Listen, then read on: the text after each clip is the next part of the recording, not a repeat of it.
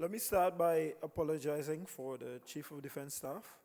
We had, the Trinidad and Tobago Defense Force had 2 presentations today.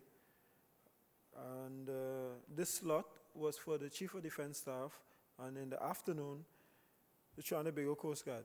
The Defense Force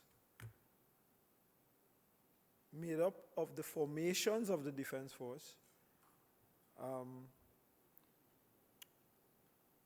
With regard to the security of the state, we're involved in everything. So, unfortunately, the Chief of Defense Staff couldn't be here today, and he, I would say asked, but instructed me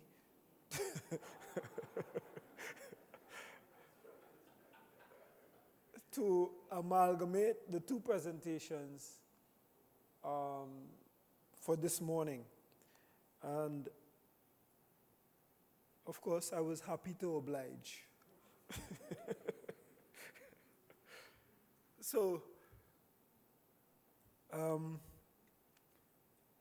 the thing that resonated with the presentation this morning and the presentation that I was going to do is border security. So, it was very easy to follow that instruction because, to quote the Chief of Defense Staff, who's not here today and apologizes for his absence because of the myriad of things he has to treat with, is that for us as officers in the Trinidad and Tobago Defense Force, we are solutions to all the problems of the state. So, I've amalgamated everything, and so here we go.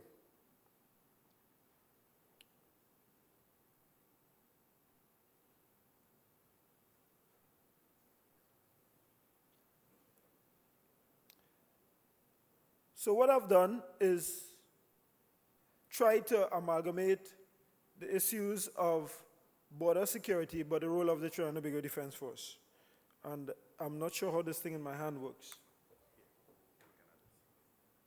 So this is the...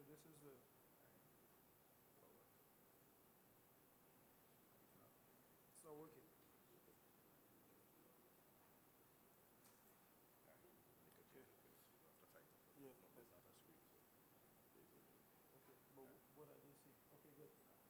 All right, thank you. All right, so we start with the baseline.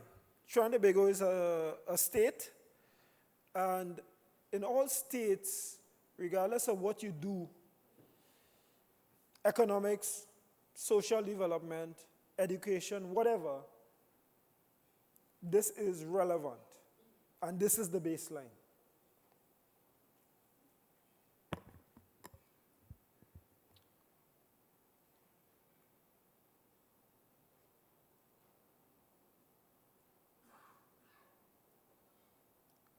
Without security, the state cannot flourish. It cannot treat with all the issues that are relevant to its development. So, security is a baseline. And that is what this slide says.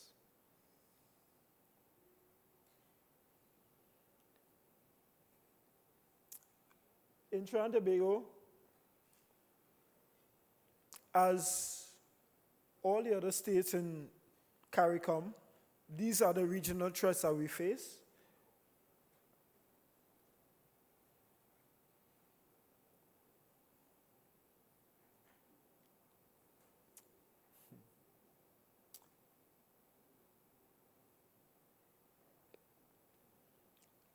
Of most importance are the slot that deals with gangs, youth radicalization, human trafficking,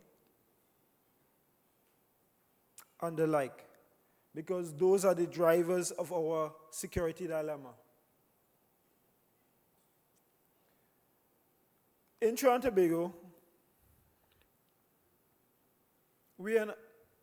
one of our major challenges is that we are a transshipment node for the producers of narcotics in the south and the consumers in the north. And we are ideally located, so we are attractive to all the other elements, transnational criminal groups that see us as ideal.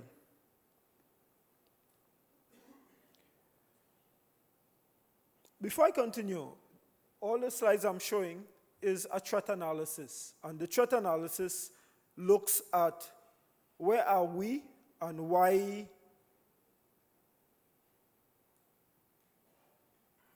are we as a country critical to the whole regional dynamic of this transnational issue of the trafficking in drugs, guns, humans, and so on. So this is a threat analysis.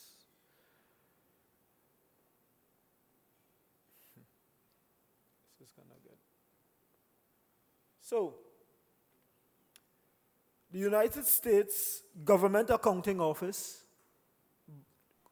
way back in 2008, spoke about security concerns. And those concerns were based on the multitude of port infrastructure, not just in Trinidad and Tobago, but in our region.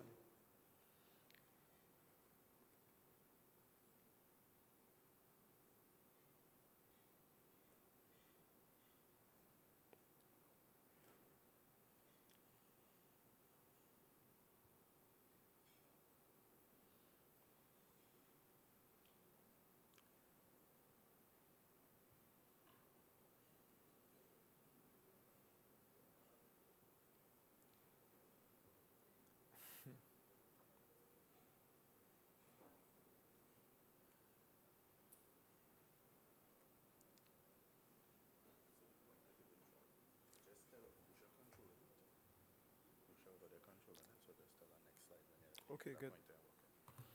So I'm told my pointer is not working, so bear with me, please. Next slide. No, go back, go back.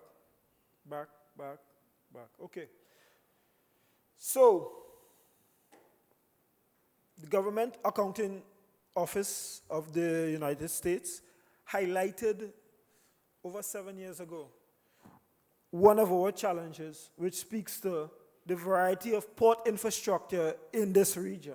Next slide. And that is demonstrated that in Trinidad and Tobago, there are over 30 port facilities. Next slide. Now, a port facility is a technical term. It has to do with the ICPS code, which emerged after 2002. You all would remember 9/11. But then we have to deal with the authority in Trinidad and Tobago, who is the Trinidad and Tobago Customs. So you have over 30 ports that are designated as port facilities, and you have over 11 ports that are ports of entry, which speaks to the authority in Trinidad and Tobago, who is the Customs. Next slide. The United Nations Office of Drugs and Crime has identified that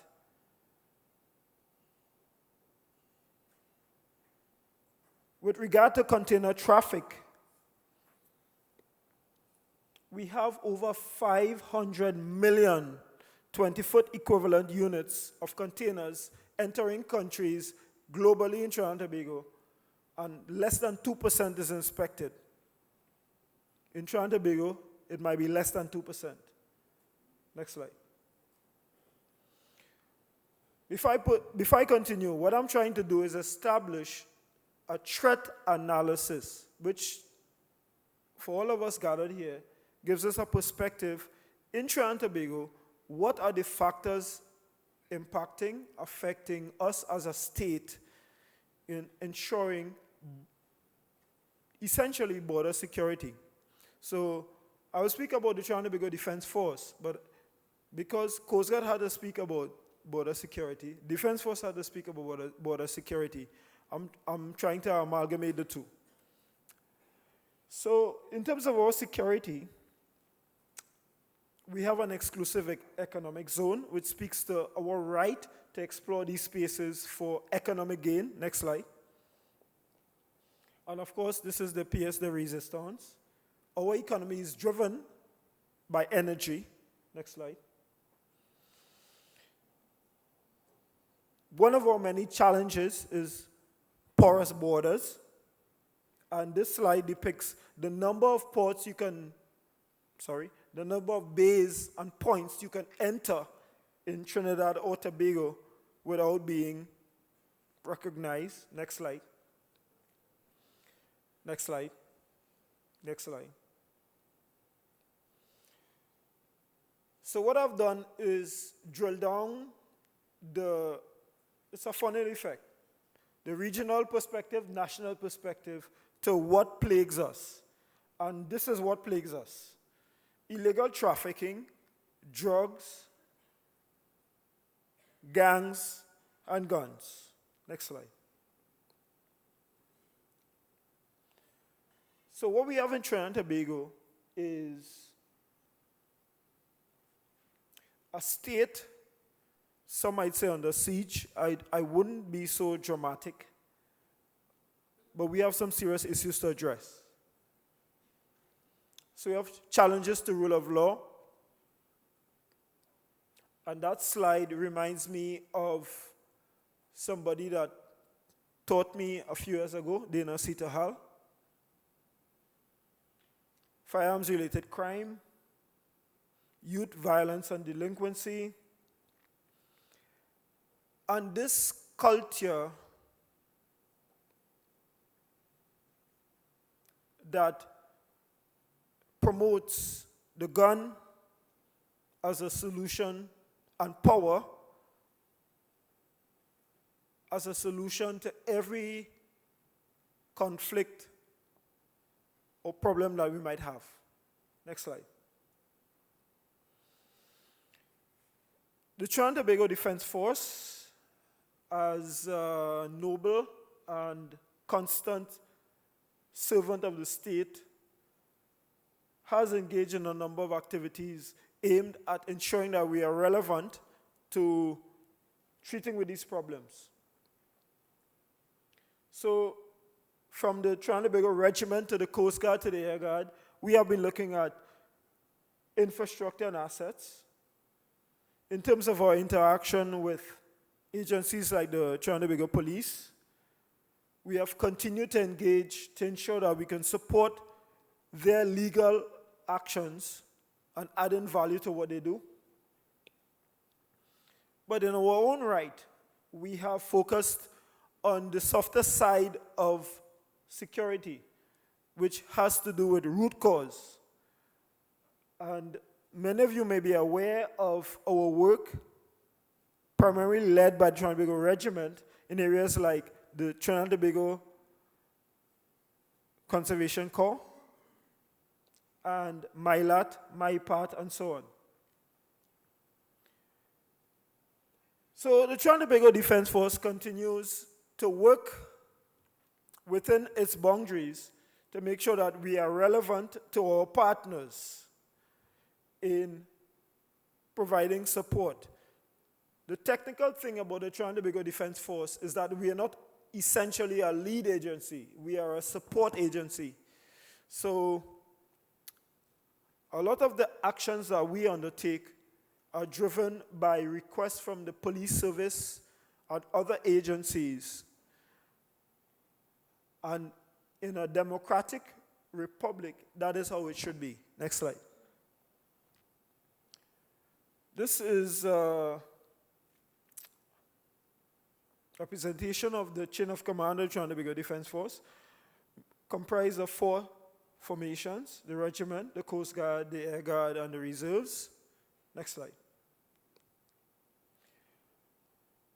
This is where I integrate the Coast Guard presentation for this afternoon with today's presentation.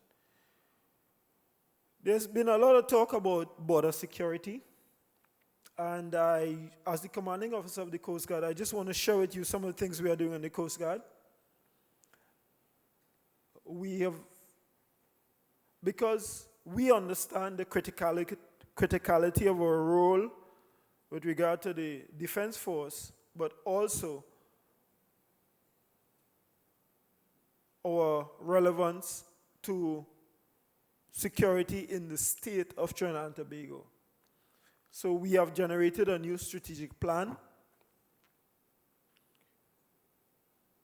We have actively engaged some of our partners, including UTT.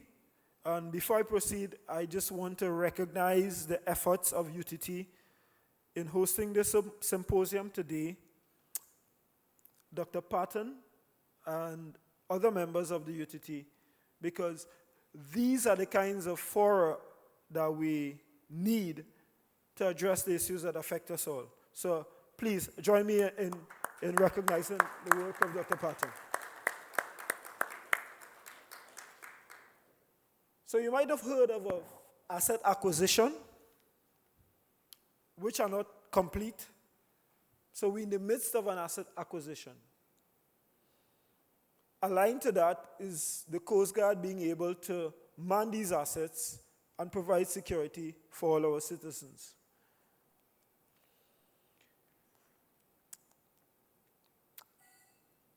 And all the other issues on that slide. I would just like to focus a little bit on the Spanish language lab. That's a project we have engaged for the last 4 years, and we are just about complete.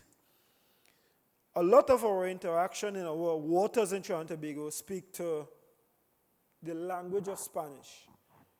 And because in our borders, 90% of the people that we interact with speak Spanish. And in Trinidad and Tobago, it is not a norm yet. So what the Coast Guard has done is taken a lot of steps to ensure that the members of the Coast Guard can interact in our region, because we are in fact in a Latin American region, unless you go very far north or very far northwest. Next slide. I'll speak a little bit about the Coast Guard concept of operations. It's a 3-tier operation.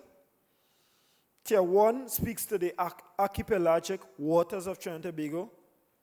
That's a very complex term to saying that when you have a country that has more than one state, more than one islands, you draw a baseline to establish an archipelagic baseline. Within those waters is an archipelagic waters. Our concept of operation speaks to ensuring that we can dominate Tier 1. Tier 2 speaks to, from our baseline of Tier 1, a contiguous zone which is 24 nautical miles. And the importance of Tier 2 is very much focused on our interagency operations. A contiguous zone speaks about customs primarily and immigration. It is a zone where customs and immigration can exercise oversight in terms of Trinidad and Tobago. And of course, Tier 3 speaks about beyond the contiguous zone, which is our exclusive economic zone, where we have a right to explore and dominate our marine resources. And Tier 3 even goes beyond our easy to disaster responses to the region of the CARICOM. Next slide. Next slide. So this is Tier 1 and Tier 2. Keep going. And Tier 3. So we are supposed to get some new vessels, which we are in the midst of acquiring, and which is not yet complete. But, let me back up a bit. The Trinidad and Tobago Coast Guard over the last 30 years has not had an injection of new capital. Capital means the vessels that young people join to be part of and to participate in this experience of going to sea and securing this country for over 30 years. Now, we are well on our way to do that, and I can assure you that the Coast Guard is very enthused about the developments, and something that's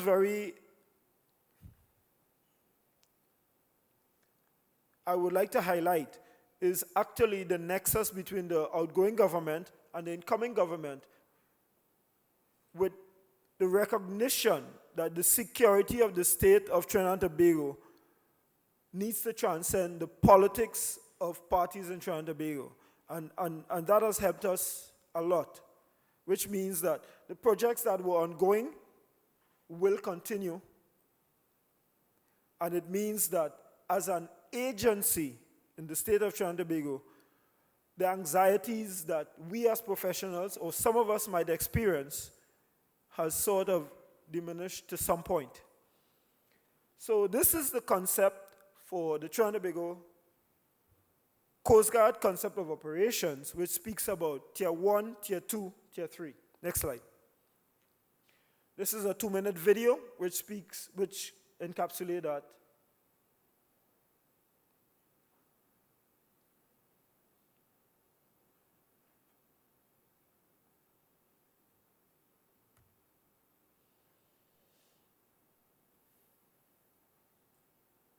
No volume?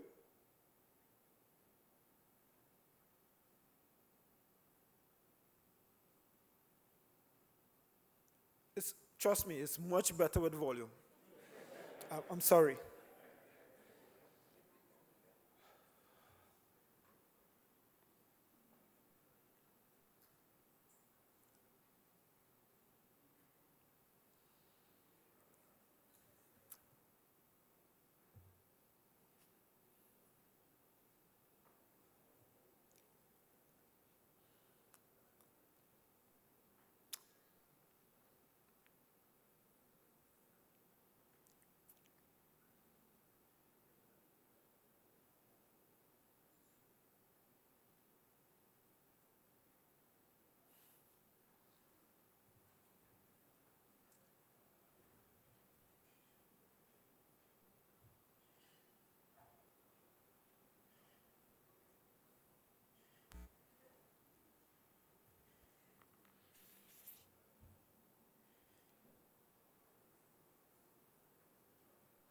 So what you see here are essentially part of the project that has to do with the retooling of the Coast Guard.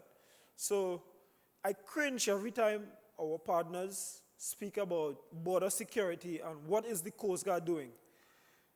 But the Coast Guard don't buy boats. We have committed individuals, and the arguments are in fact quite correct. So what you're seeing here is part of the program for getting the Coast Guard retooled to do as a participant, as a partner with all the agencies gathered here today to ensure that we secure Trinidad and Tobago. So while it's painful to hear people say, well, we're not responsible for guns, what the Coast Guard doing? I understand the argument. I do. And so these are some of the assets that would assist us in ensuring that we secure the borders of Trinidad and Tobago on the maritime side, and I'm sure Colonel Smart would be very quick to admonish me.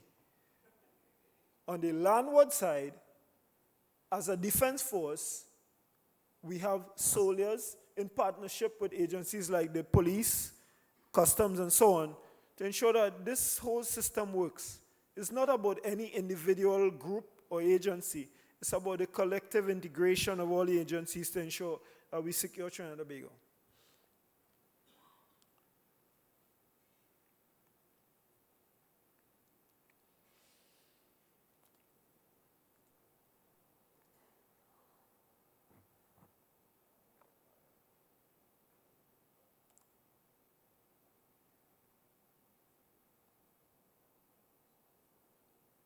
Okay, trust me, it's better with the sound, but next slide. So, I'm going to go quickly into, because the Defense Force is a complex institution made up of a number of parts. And I'm going to deal in as quickly as I can, because we could talk about the Defense Force all day. So I will deal with two elements of Defense Force operations, which is the social side and the kinetic or operational side. So by non-adversarial, I mean the social, youth development, national, search and rescue. And when I say Defense Force, it's not the Army, it's all the elements of the Defense Force. Army, Air Guard, Reserves. Who I left out? Coast Guard. Good, that's good. Right? Next slide. And of course, being people in uniform, we are naturally drawn to the kinetic, which speaks to one of the themes for today, border security. And I note peacekeeping because we've done Trinidad and Tobago proud, primarily in countries like Haiti, where we've developed a lot of expertise in terms of, we don't have peacekeeping issues in Trinidad and Tobago, but as a nation, we are relevant in terms of securing other nations, which is about the global partnership. So that is a very important slide for me. Peacekeeping and all the other things that the Defense Force does that a lot of citizens might not be aware of. National events and support speaks to things like Summit of Americas, Commonwealth heads of government, and so on, that we are not seen, but we are critical for the success of these events, while all the same supporting all the other things that the authorities like the police do. Next slide. So, in a nutshell, this is what the Defense Force is about. And I'm watching my time. Next slide. Next slide. So, next slide. Our concept of operations speaks about bringing all the formations of the Defense Force into an interoperable, integrated framework to be relevant to our partners, whether that's police, customs, the government, or whoever. When we do that, we can tell providers of resources how you should support the Defense Force in terms of resources. Next slide.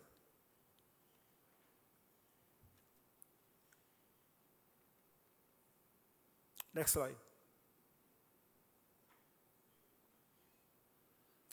Next slide.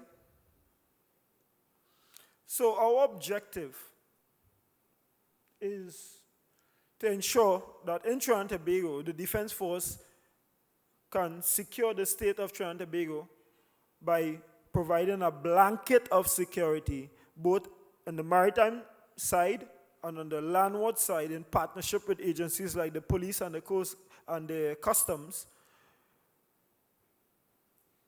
And then we can deal with the other stuff. Next slide. Next slide. I like this slide because, next slide. Keep going. All right, so back. So what this speaks about is the Defense Force being able to use minimum force necessary, which is deter. Then we can deny. Then we detect, detain, and God forbid we don't have to destroy. And underpinning all of that is sustenance of our operations, which speaks to maintenance, logistics, and things that the Defense Force is very capable of doing in support of our partners like the police, customs, immigrations, and so on. This slide looks a little busy, but what it really speaks about is the critical need of intelligence. In today's world, you cannot really secure a state without information and intelligence. And To the left, we speak about sensing, monitoring, and detecting.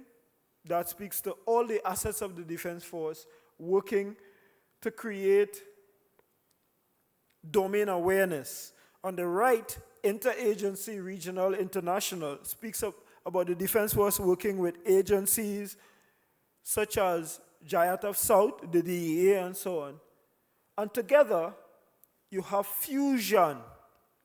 And fusion leads to a common operating picture, which means that all the information is analyzed to generate Defense Force operations. Might look a little busy, but it's about, essentially, if I would choose one word to describe this slide, it's about partnership. Next slide. And this is the result of partnership. So the issue is, from a Defense Force perspective, working with our partners in national security, regional and internationally, to secure the state of Trinidad and Tobago. Next slide. We have challenges, and critical success factors speak to us focusing on what are the issues we need to look at to ensure that this happens. So, of course, the obvious one is resources, human and material. One that people mightn't be aware of is legislation. Our legislation generally trails way behind what we're trying to do. And because of that, we need to aggressively address creating the legislative framework to ensure that operators can do what they're required to do. I'll speak a little more about point 3, which is internal investigation and disciplinary capacity. That speaks to the corruption of public officials, which I'll speak to about later.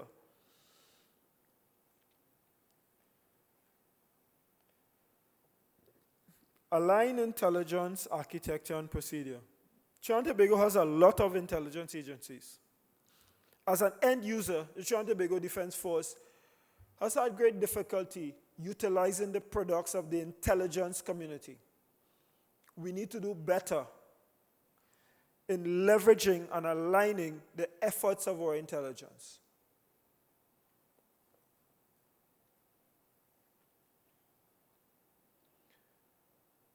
The last slide speaks about youth, school intervention, and prison reform. What we have observed in the Defense Force is the prison could, in many ways, be a school,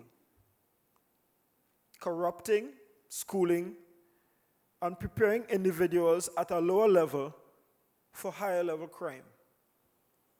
So, as an end user, again, the Defense Force is very concerned about prison reform and the role that the prisons play in indoctrinating criminals.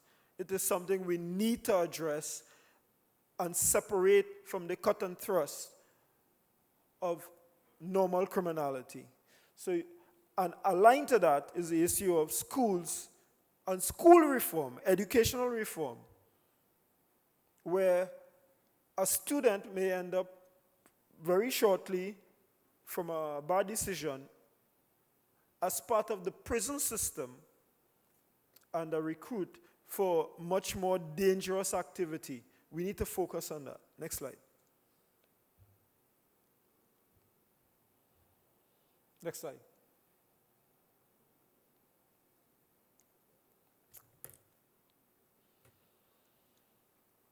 All right.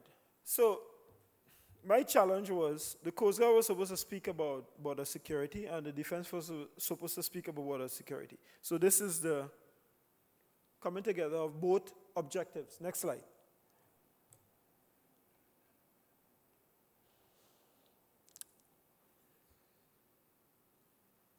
All right.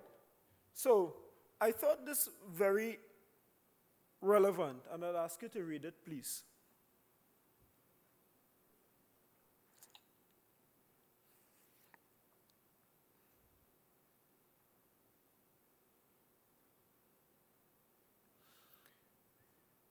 So this is my Coast Guard contribution. I was supposed to speak about maritime aspect of border security. And then in my research, I found out it's not a very simple thing to do because maritime aspect of border security is linked to other aspects of border security. And I found this, okay, if I said it, you mightn't believe, but these are the experts speaking. Border security is a complex issue. It's integrated. And you have to be careful if you isolate elements of border security because you might miss some very, very critical issues. Next slide.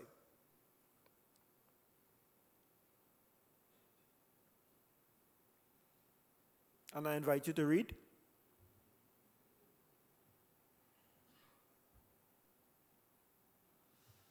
Again, this highlights the complexity of border security. So when we speak about border security as though it's a line in the sand, that's not essentially border security. It's a little more complex than that. Next slide.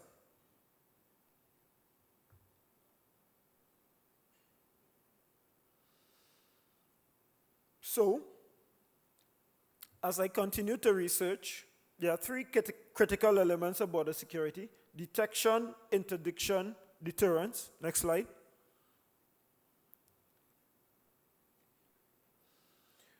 So, in this part of my presentation, what I've tried to offer to you all my colleagues is some of the things we could think about to focus on how can we do this better. So, definition is important. What is the problem? What are the components of our borders?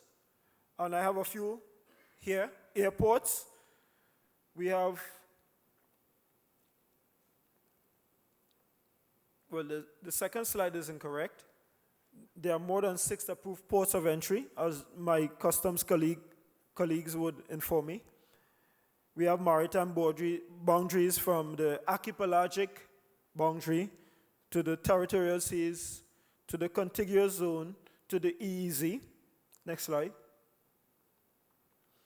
And we have some border security agencies, apart from the Coast Guard.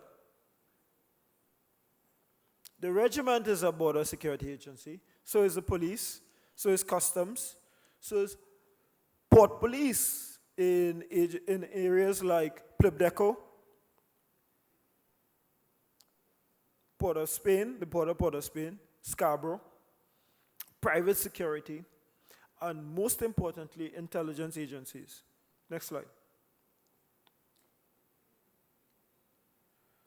So the first slide is my doing. Our border has 2 sides. So this notion that our border is somewhere out in the sea is not entirely correct. Our border spans a number of domains. And if we understand the construct of our border, we would understand it is in fact not a line but a system. And if you understand it's a system and a network, you may have heard it takes a network to defeat a network. One of the major problems in Trinidad and Tobago, and this might be controversial, I'm dealing with it in the Coast Guard, Colonel Smart is dealing with it in the Army, and we're dealing with it in the Defense Force, is the second slide. Corruption of public officials. And we have to confront these issues. Because people make systems work. And if we don't address these issues, we can present this slide over and over again with limited success. Our borders are porous. We have issues of the CARICOM, single market and economy, which, again, adds to the dilemma. It's not that we don't want to participate in CARICOM. We have to put on board all these issues, and before we define what is our border security model. As I said earlier, we are located ideally from the producers in the south to the consumers in the north. We have issues of undocumented immigrants, a large number of port facilities, and we have not optimized technology to stem this tide. Next slide. Again,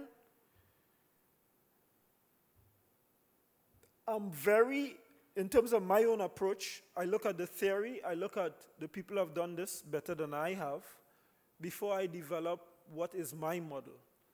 And the people that have done this before me have spoken about a comprehensive, strategic, and sequential model. Next slide. So, we need to define the problem. We need to design the system. We need to develop the system. And then we need to deploy the system.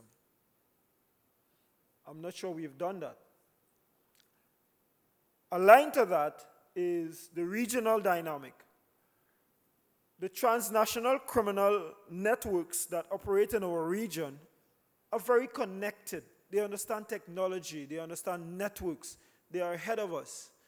And if we are to not only catch up to them, but defeat them, we must understand the power of networks. We must understand the power of information sharing. We must understand the power of subordinating our personal ambitions and discomfort to the benefit of the common good, which is not something very common in Trinidad and Tobago, I must submit. So, I found this slide very interesting because the regional and national dynamic, before we get to regional, in Trinidad and Tobago, we need to cooperate a lot more, interagency cooperation and so on, to ensure, because the drug traffickers and the human traffickers are way ahead of us. They know how to subordinate individual interests for collective good. But in the formal structure of Trinidad and Tobago, we have problems with that. Next slide. These are some examples of regional cooperation that has worked. It's a little biased. It's a Coast Guard perspective. So Ventry is an exercise that we do with the Venezuelan Coast Guard for the last how many years? Trade winds with JIATF South, the Americans. DEA works with us in terms of sharing information and so on. These are the kind of exchanges because it takes a network to destroy a network. Next slide. Critical success factors. We spend a lot of money in Trinidad and Tobago, but I submit not a great effect. And one of the areas we should focus on is leveraging technology to bring us up to par with the people that we are trying to defeat. We have worked with customs, police, and so on for so many years, but we still have issues of procedure and how this whole thing is supposed to work. We need to do better in terms of our interaction with the police, customs, and so on to generate results.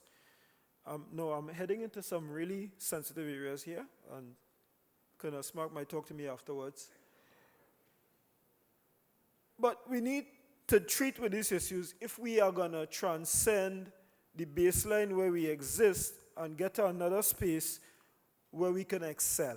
We are not excelling. We are not. We need to build trust, and we need to ensure that the police, customs, immigration understand the defense force is not trying to take your job. We're trying to make sure that you do what you do better. If you understand that, it might kind of reduce the sensitivities and ensure that Trinidad and Tobago benefits. So far, that is not happening. We have a number of intelligence agencies. In my mind, too many. So as an end user, the defense force cannot leverage the distillation, the analysis, analysis of all these intelligence agencies. We cannot. Because of all the to and fro on all these issues. We need to fix that. I speak again to corruption of public officials, whether they're in the Coast Guard, the Army, the Customs, and so on.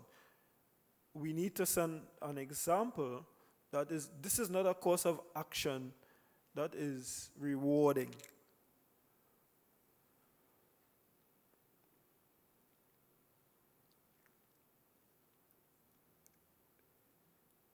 I spoke about networks. Transnational criminal groups operate in a very broad space, nationally, regionally, and internationally. If you're in Trinidad and Tobago and your model is national, you're lost. Because you cannot compete with a node in Trinidad and Tobago that is connected to Colombia, Europe, and other areas in the global space. That is where Trinidad and Tobago is. So we need to understand the importance of regional and international networks of law enforcement. The Defense Force is a defense institution, but we bring a lot of capacity to law enforcement and support of other agencies, customs, police, and so on. We don't want to take their jobs. We just want to make sure they are better.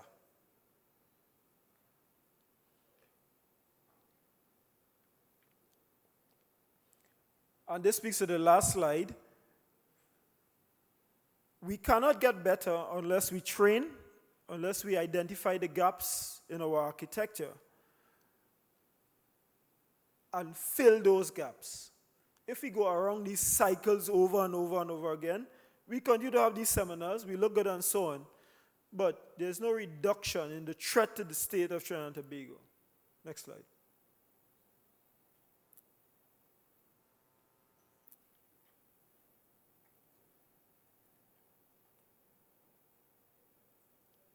Next slide. So, in my reading, not to appear too monotonous, and I found one example, and that is an international partnership between the United Nations Office of Drugs and Crime, which I cited earlier, and the World Customs Organization. I said earlier that in Trinidad and Tobago, we have simplified this threat to the state a bit much. Trinidad and Tobago has a number of ports. We have container ports. You all might remember the orange juice and the chicken and so on. You all might remember. I'm not sure if that's the tip of the iceberg or the bottom. But in securing our borders, you all need to understand it's not just about being at sea, it's about being at the ports as well. And this is a model that I liked because the thing about guns is that they're heavy.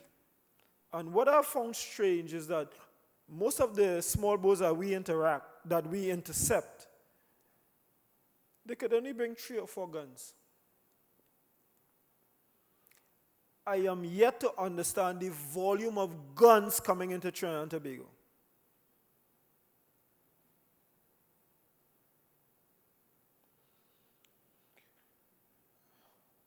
I don't dare offer a hypothesis at this point in time, but I just say that we need to secure our borders at all points.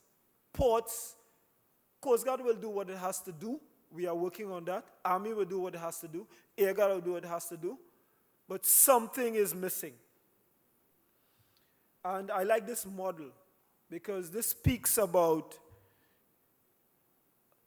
an international model of cooperation that treats with ensuring that containers that are coming, I spoke earlier about 2%, that's the global average of containers that come into most countries are inspected. And you would understand. In Trinidad and Tobago, I'm sure it's less. So, when we deal with border security, understand the complexity of the issues, understand how all the elements must come together. Otherwise, we just spin it up in mud. I found it noteworthy that the Joint Patrol Control Units, which deal with containers, ensuring that they meet certain specifications and so on, in Latin America, Trinidad and Tobago is not listed.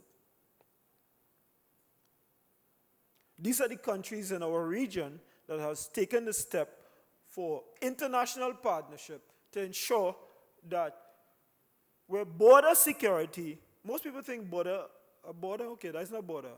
Ports, that's not border. Ports are the critical element of border security. And I see only Jamaica there. Yeah? No? Yeah. Good. Next slide. Next slide. So I developed a model of border security. This is my model.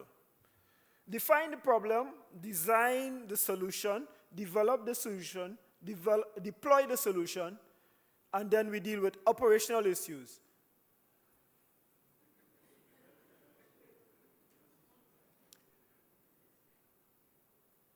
So the bottom part of the presentation speaks to detection and detention and deterrence. This is critical. Because if we approach the problem which starts at definition, we may not be able to deal with the bottom issues that speak to execution. Next slide. I thank you for your attention. Thank you for your attention.